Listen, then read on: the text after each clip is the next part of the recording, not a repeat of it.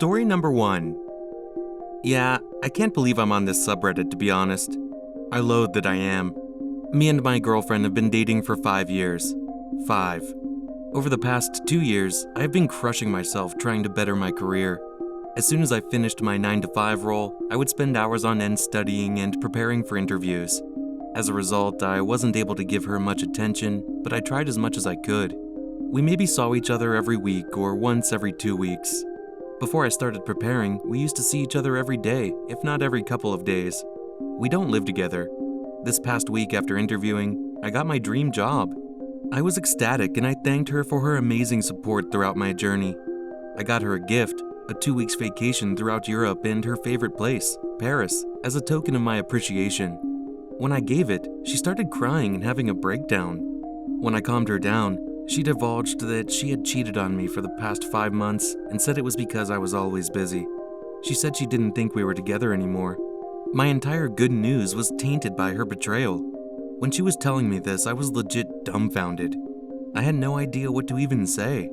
I was pushing myself to build us a better life, to be someone she could be proud of. I told her I needed time to think. After 3 days, her friend group is constantly reaching out to me, saying she loves me, and I'll make a massive mistake if I don't forgive her. They're saying I should consider myself lucky to be with her. I've literally told them to stop interfering, and they still call or text me with the same BS. I don't know if I can get over it, and I want to ask you guys, how? Give me advice, please. First piece of advice, block her, and block her good-for-nothing enabler friends. Move on and never look back. She cheated and blamed you for it, even going so far to say she didn't even know you were together anymore. Her friends call to tell you you forgave her and she loves you, and more importantly, you are the lucky one by having her.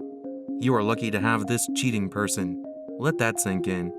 A partner is there in good times and bad. This was a bad time for you. She showed you that she can't handle it when things get hard. Lesson learned. You're not even living together. Dump her and let it be. There's nothing to get over here. It's the friends part that got me.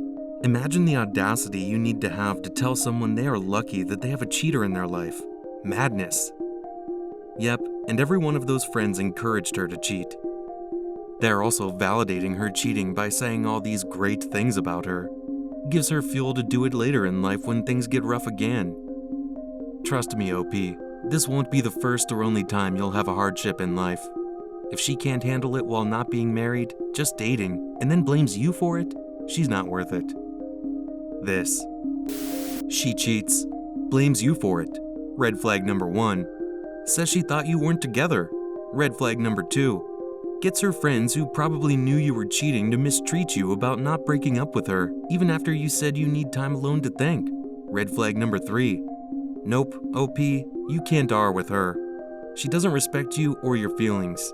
Constantly steps over them and puts her wants and desires over yours. This OP. More flags than a communist parade. All kidding aside, she failed the GF wife test. So rather than communicate like a real couple, she cheats. For 5 months. During that time, she felt no remorse. She kept doing it. 5 months of lies and disrespect. Don't R. She clearly doesn't deserve it. You've set yourself up for greatness, and now she wants to tag along. Tell her if she can put up with you fooling around for 5 months with another girl, then we can talk about R.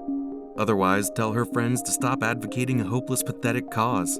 They should be telling her, what did you think would happen?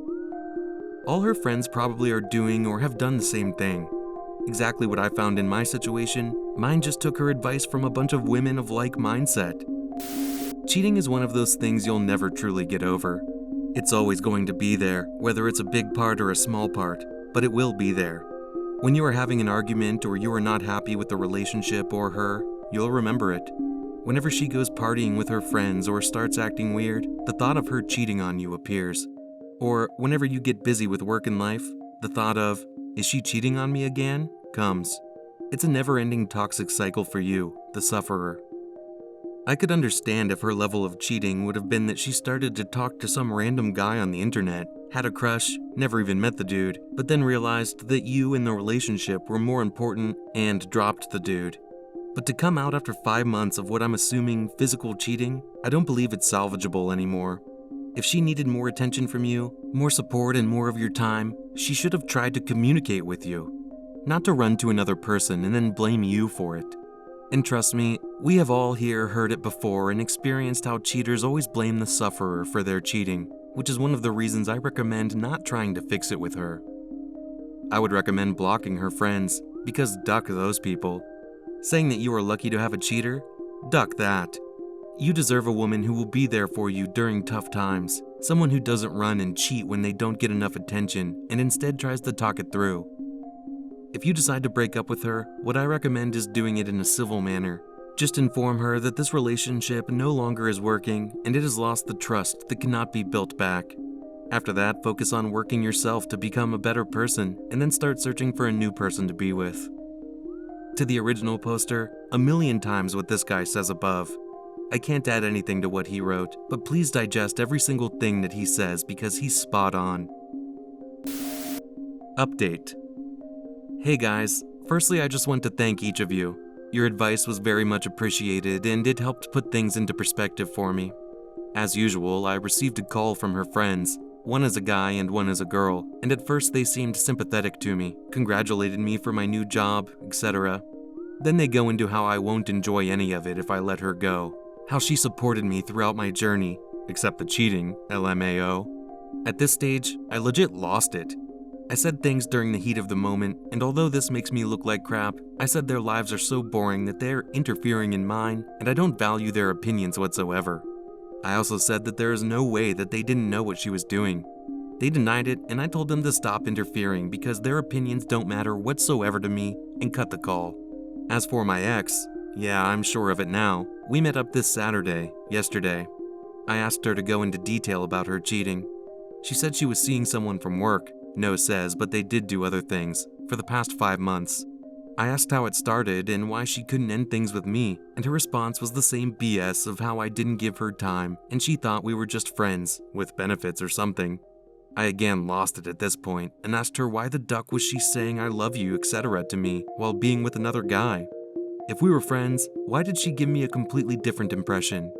I told her that I don't want to continue this, and because my job requires me to move across the country, it's a perfect opportunity to move on, even though I am terrible at making friends. I canceled the Euro trip and had to pay like $300 as a fee, but whatever.